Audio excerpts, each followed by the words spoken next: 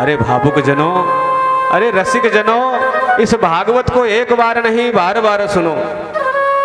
आप जितनी बार भागवत को सुनोगे, इस भागवत की इतनी बड़ी महिमा है कि यह नित्य नूतन है, नवीन रहती है।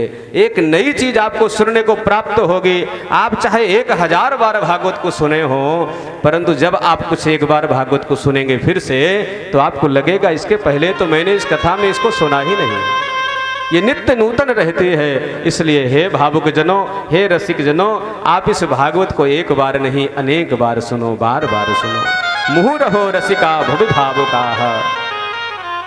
कोई सोचे कि मैं एक बार भागवत सुन लिया मेरा कल्याण हो गया, नहीं प्यारे, लगे रहो। एक न एक दिन तो आपको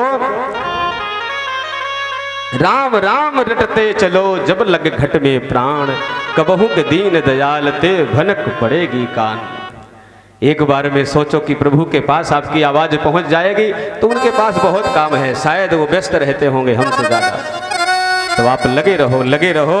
एक न एक दिन तो अवश्य आपकी हाजिरी वहां तक लग ही जाएगी, आपका पत्र भगवान तक पहुंच ही जाएगा। इसलिए जहां कहीं भगवान की कथा हो रही हो, वहां अवश्य जाकर के अपनी हाजिरी को लगाएं। राम राम रटते चलो, जब लग घट में प्राण, कबहू के दीन दयाल के भड़क पड़ेगी कान। एक न एक दिन तो वो जरूर सुनेगा। इसलिए भागवत की कथा को, भगवान की कथा को बार बार सुनना चाहिए। उनके अलौकिक जो उनकी लीलाएं हैं उनको सुनना चाहिए। और ये साधारण नहीं है, ये शाखावत शाखा आया है। कल्प वृक्ष रूपी जो वेद है उनका पका हुआ फल है। ना इसमें छिलका है ना गुठली है, इसमें रस ही रस भरा हुआ है। इसलिए इसको नित्य निरंतर पीने की बात कही गई।